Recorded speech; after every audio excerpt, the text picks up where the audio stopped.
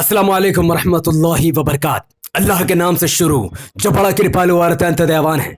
हमारे देश में 25 करोड़ मुसलमानों की आबादी है। उसके बावजूद भी भारत के हर राज्य में कहीं ना कहीं मुसलमानों पर जुल्म के पहाड़ टूट रहा है। लेकिन 25 करोड़ मुसलमान आखिर खामोश क्यों हैं? क्या 25 करोड़ मुसलमान अल्लाह से ज्यादा मोदी से डरता है? क्या 25 करोड़ मुसलमान अल्लाह से ज्यादा योगी से डरता है, या बीजेपी से डरता है, या आरएसएस विश्व हिंदू परिषद बजरंग दल से डरता है?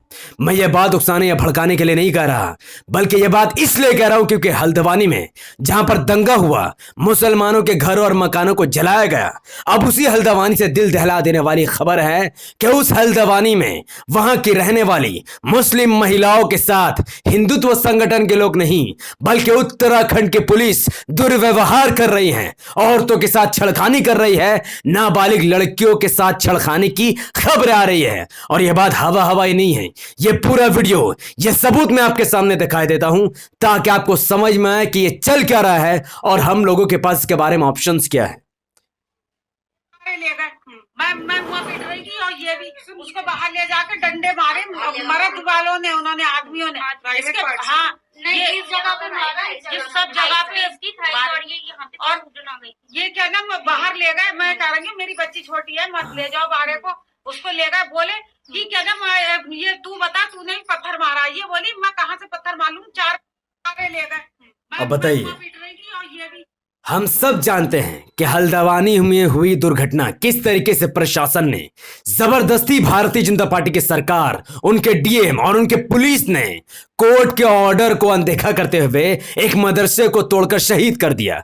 एक हॉस्पिटल बनाने की इनकी औकात नहीं, एक स्कूल बनाने की इनकी औकात नहीं, भक्तों को रोजगार देने की इनकी औकात नहीं, अच्छा सड़क बनाने की इनकी औकात नहीं। बस मुसलमानों का सामान तोड़ो, मुसलमानों का मकान जलाओ, मुसलमानों का मदरसा तोड़ो और हिंदू को वोट बैंक लो। इस चक्कर में इन्होंने उत्तराखंड में एक मुसलमान का मदरसा को तोड़ दिया। जब वहां पर एहतजाज किया गया, ना जाने कैसे वहां पर पत्थराव हो गए।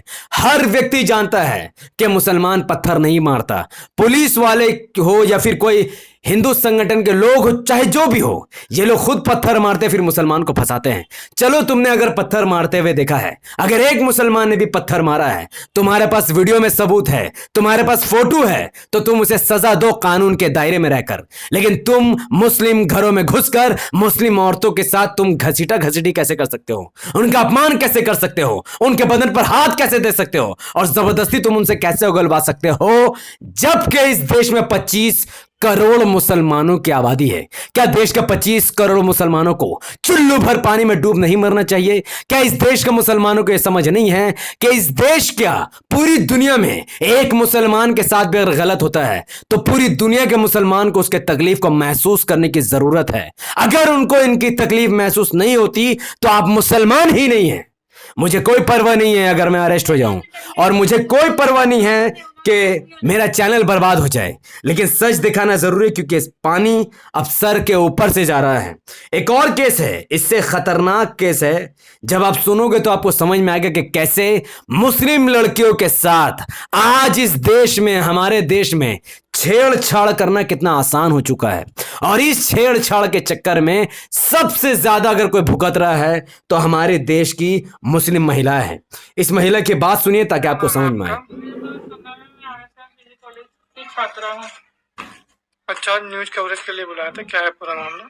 मेरे साथ छेड़छाड़ हुई थी कॉलेज में, और मेरा वीडियो पूरा सुनिएगा, भागिएगा मत। 31 दिसंबर को, जो कि सत्ता ने करवाया था, और वो कल मुझे कॉलेज में मिला तो 10 बजे, तो उसने मुझसे ये बोला कि तुम मरी नहीं। आवाज में डर देखो इस लड़की के अंदर कितना। ये भी कहा कि तो पेपर देने के बाद मिल, तो फिर उसने मेरे साथ हाथापाई की और छेड़छाड़ की। अच्छा, सत्यम कौन है? ये मेरा क्लासमेट है। कहाँ का निवासी है? सिरकोट का। अच्छा, आपने इसकी शिकायत किसी से की थी? मैंने पहले प्रिंसिपल से भी की थी बहुत सारी शिकायत, पर उन्होंने कोई एक्शन नहीं उठाया था। फिर मैंने धामपुर थाने में दिए। कल जब मेरे साथ ये हादसा हुआ है, कल मैंने धामपुर थाने में दिए, फिर आज मैंने केस दिवस में दिए। इस केस में मसला क्या है मैं आपको समझा देता हूं ताकि आप ये सोचो कि अगर इस लड़की के जगह आपकी बहन और आपकी बेटी होती तो आप क्या सोचते। क्या आपका रवैया भी ऐसा होता या फिर आपके रवैये में रत्ती बराबर भी बदलाव आता? यह पूरा खबर बहुत इंपॉर्टेंट है।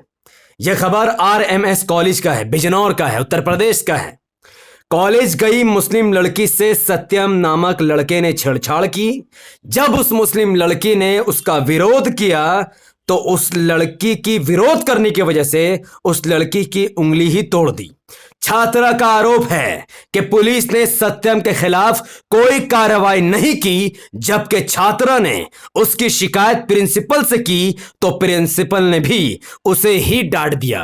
एक मुस्लिम महिला जिसको एक गैर मुस्लिम लड़का छेड़ता है और विरोध करने पर उस मुस्लिम महिला को ही टारगेट बना दिया जाता है। न पुलिस इस मुस्लिम महिला की बात सुन रही है, न प्रशासन इसकी मदद कर रही है, और उस कॉलेज का प्रिंसिपल भी इस लड़की की मदद करने से इनकार कर देता है। आखिर क्यों एक मुस्लिम महिला की इज्जत इस देश में खत्म होती जा रही है? क्योंकि इस देश के 25 करोड़ मुसलमान एक नंबर के बेहया हो चुके हैं। मैं ये नहीं कहता कि तुम दंगा करो, मैं ये नहीं कहता कि तुम पत्थर मारो, मैं ये नहीं कहता कि तुम सड़कों पर उतर जाओ, क्योंकि सड़क पर उतरना, गाड़ी रास्ते को रोकना, किसी को तकलीफ देना हमारे इस्लाम में हराम बताया गया है। हमारा कोई भी अमल ऐसा नहीं होना चाहिए जिससे अगला व्यक्ति यानी किसी पड़ोसी को तकलीफ हो। हम 25 करोड़ मुसलमान क्या कर सकते हैं? हल्द्वानी में जिन मुस्लिम महिलाओं के साथ छेड़छाड़ हुआ, या उत्तर प्रदेश में एक मुस्लिम छात्रा को छेड़खानी करने पर उसकी उंगली तोड़ दी गई, आखिर उनके लिए हम क्या कर सकते हैं? सॉल्यूशन बताने से पहले मैं यह भी आपको बता दूं कि नूह में जो हिंसा हुई थी, उस नूह हिंसा में भी कांग्रेस का जो विधायक है मनमन खान, उस पर UAPA लगा दिया गया, यानी अब वो जिंदगी भर जेल के अंदर सड़ेगा। और एक हमारे मुफ्ती सलमान अजहरी साहब, उनको बेल मिलने के बावजूद भी अब उन पर प्रिवेंशन एक्ट लगा दिया गया, यानी अब वो भी कभी बाहर नहीं आने वाले। ये सब कुछ क्यों हो रहा है? क्यों मुस्लिम उलेमा से हिफाजत से नहीं है? क्यों मुस्लिम नेता हिफाजत से नहीं है? क्यों मुस्लिम महिला पर जुल्म हो रहा है? इसका क्या सॉल्यूशन है? इसका सिर्फ एक सॉल्यूशन है, वो है MIM। चूंकि सत्यम नामक लड़के ने मुस्लिम महिला को छेड़ा, या फिर उत्तराखंड में मुसलमानों को प्रताड़ित किया गया, या फिर सलमान अजहरी साहब की बार बार गिरफ्तारी और कांग्रेस विधायक मनमन खान पर UAPA लगना, यह दर्शाता है कि जो लोग इनके खिलाफ साजिश कर रहे हैं, या सत्यम जिस समाज से आता है उस समाज के लोगों क्या आपका अपना नेता है, उनकी अपनी पार्टी है। इस देश में ब्राह्मण समाज की आबादी आप जानते कितना? सिर्फ 5% है, सिर्फ 5%, जबकि मुसलमानों की आबादी 17% है। लगभग 17 से 25 करोड़ आबादी मुसलमानों की है। ब्राह्मण समाज मुट्ठी भर है, मुसलमान इस देश में 17-25 करोड़ है। उसके बावजूद भी ब्राह्मण समाज से मुसलमानों को सीखना चाहिए कि कैसे ब्राह्मण समाज ने एकता होकर के एक ही पार्टी, अपनी पार्टी और अपने नेता को वोट दिया। उनकी पार्टी BJP कांग्रेस है, उनके नेता राहुल गांधी और मोदी है, और वो हर स्टेट में, आज भारत के हर स्टेट में आपको बड़े पद का कोई ऑफिसर मिलेगा तो वो ब्राह्मण होगा। इस देश का PM, CM या होम मिनिस्टर या फिर अन्य मंत्रिमंडल में अगर आपको कोई दिखेगा तो वो सिर्फ ब्राह्मण होगा। इसीलिए अगर एक ब्राह्मण लड़का किसी को छेड़ देगा, एक ब्राह्मण लड़का कुछ कर देगा, तो पुलिस उस पर कार्रवाई करने में 10,000 बार सोचेगी, क्योंकि उस पुलिस वाले की नौकरी जाने में एक चुटकी नहीं लगेगी। लेकिन आज 17 करोड़ मुसलमानों की आबादी होने के बावजूद भी कोई भी किसी मुस्लिम महिला को छेड़ देता है, कोई भी किसी मुस्लिम महिला को गिरफ्तार कर लेता है, कोई भी किसी मुस्लिम उलेमा को गिरफ्तार कर लेता है, कोई भी किसी मुस्लिम विधायक पर UAPA लगवा देता है। यह मुसलमानों का अपमान है। अगर 5% ब्राह्मण अपना एक वोट इकट्ठा होकर के एक साथ अगर BJP को दे सकते हैं, तो फिर 17% 25 करोड़ मुसलमान मुत्तहिद होकर अपना वोट MIM को क्यों नहीं दे सकते? मैं मानता हूं कि हमारी आबादी इतनी नहीं कि हम एक तरफा सरकार बना ले, लेकिन हमारी आबादी इतनी है कि सरकार बनना और सरकार गिनाना मुसलमानों के हाथों में है।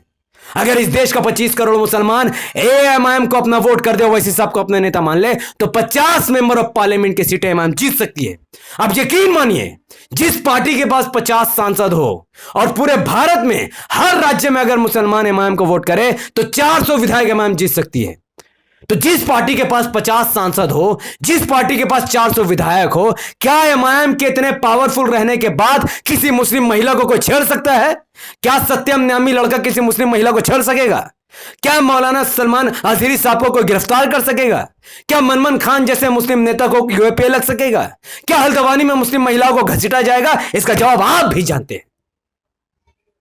क्यों राहुल गांधी कुछ नहीं बोल रहे मुफ्ती सलमान अजहरी पर? क्यों राहुल गांधी कुछ नहीं बोल रहे हल्द्वानी में मारे गए मुस्लिम महिलाओं पर? क्यों राहुल गांधी कुछ नहीं कह रहा मनमोहन खान जो कि उसी के पार्टी का विधायक है? क्यों राहुल गांधी खामोश है? सत्यम ने जिस मुस्लिम महिला को छेड़ा उसके बारे में राहुल गांधी क्यों नहीं कहता? क्योंकि राहुल गांधी या प्रियंका गांधी या ममता बनर्जी या अरविंद केजरीवाल आपके नेता नहीं है। ये लोग अपने समुदाय और अपने समाज के नेता है। लेकिन सदर साहब, बैरिस्टर ओवैसी साहब जो हर मुद्दे पर अपनी आवाज उठाते हैं, यहां तक कि हल्द्वानी को लेकर भी सबसे ज्यादा सक्रिय अगर कोई है तो वो ओवैसी साहब है। जमीन से लेकर पार्लियामेंट तक आपके लिए लड़ते हैं। आर्टिकल 370 पर आपके लिए बोलते हैं। कश्मीरी मुसलमान के लिए आपके लिए बोलते हैं। यह वही व्यक्ति जिसने सीएबी का बिल फाड़ा, जिससे पूरे भारत को पता चला कि मुसलमानों की नागरिकता को छीनने की कोशिश की जा रही है। क्या तुम्हें शर्म नहीं आती है ऐसे व्यक्ति को बीजेपी का भी टीम कहते हुए? क्या चीज तुम्हें रोक रही है वैसे सबको अपने नेता मानने से? क्या चीज तुम्हें रोक रही है? तुम इमाम को अपनी पार्टी नहीं मानते? क्यों आरजेडी, जेडीयू, टीएमसी कांग्रेस की गुलामी कर रहे हो? उनकी दर्री पिछा रहे हो? क्या चीज से तुम्हें रोका है? अगर राहुल गांधी मुसलमान का नाम नहीं लेना चाहते तो तुम क्यों उनकी गुलामी कर रहे हो? मैं इस वीडियो को यही खत्म करता हूं, इस उम्मीद से कि यह वीडियो लाखों लोगों तक पहुंचेगी, उनकी आंखें खुलेगी और उनको समझ आएगी कि इमाम वक्त की जरूरत है। ओवैसी साहब जैसे नेता हमारे दरमियान मौजूद है, उन्हें कदर करके मुसलमान को अपना पॉलिटिकल इमाम उनको बना लेना चाहिए, उनको अपना क़यादत मान लेना चाहिए, उनको सदर मान लेना चाहिए। जिस दिन इस देश का 25 करोड़ मुसलमान एमएलए इलेक्शन हो, एमपी इलेक्शन हो या बलदिया इलेक्शन हो, इमाम को वोट करना शुरू कर देंगे, उस दिन इमाम के पास 50 सांसद, 400 विधायक और कई राज्यसभा के मेंबर होंगे। और जिस दिन इमाम इतनी ताकतवर होगी, उस दिन किसी सत्यम के अंदर हिम्मत नहीं होगी कि वो किसी बुर्का पहने हुए मुस्लिम महिला का हाथ तोड़ देगा। किसी पुलिस की हिम्मत नहीं होगी कि वो हल्द्वानी में मुसलमानों के घरों में घुसकर औरतों के साथ अपमानजनक बर्ताव करेंगे। और किसी के अंदर हिम्मत नहीं होगी कि मौलाना मुफ्ती सलमान अजहरी साहब जैसे मुस्लिम स्कॉलर के खिलाफ एक एफआईआर तक दर्ज कर दे। वही यतीन और सिंगनंद सरस्वती आज तक भड़काऊ बयान दे रहा है, लेकिन कोई इसके खिलाफ एफआईआर दर्ज नहीं करता। क्यों? क्योंकि उसके समाज के लोगों ने मोदी को अपने नेता माना है, बीजेपी को अपना पार्टी माना है। तो तुम के इमाम को अपना पार्टी क्यों नहीं मानते? तुम सदर साहब को अपने नेता क्यों नहीं मानते? कब तुम्हारी गुलामी तुम्हारे अंदर खत्म होगी? मुसलमानों जागो, अपनी आंखों को खोलो, पॉलिटिक्स में आओ, अपनी क़यादत को मजबूत करो, इमाम का साथ दो। इस वीडियो को लाखों लोगों तक पहुंचाने के लिए इस वीडियो को लाइक कीजिए, इसके लिंक को व्हाट्सएप, फेसबुक, इंस्टाग्राम पर शेयर कीजिए। अपनी बातों को धड़ाधड़ कमेंट पर रखिए। क्या आप इन सब मामलों के बाद, इतना कुछ होने के बाद इमाम का साथ दोगे या SP, BSP, RJD, JDU, Congress, TMC की चाटुकारिता या फिर उनकी गुलामी करोगे? अपनी बात हिम्मत के साथ कमेंट पर जरूर रखिएगा, क्योंकि आपका एक एक कमेंट मेरे लिए महत्वपूर्ण है। हमारे YouTube चैनल द पॉलिटिकल को सब्सक्राइब कीजिए, बेल आइकन हिट कीजिए। अगर आप सब इस वीडियो को हमारे Facebook channel the political news पर देखे रहते हैं तो इसे लाइक और फॉलो कीजिए, 5 बड़े ग्रुप में शेयर कीजिए। मुझे अपनी दुआ में याद रखें। बहुत बहुत शुक्रिया। व आखिर दवाना अनिल हम्दुलिल्लाहि रब्बिल आलमीन। अस्सलामु अलैकुम व रहमतुल्लाहि व बरकातहू।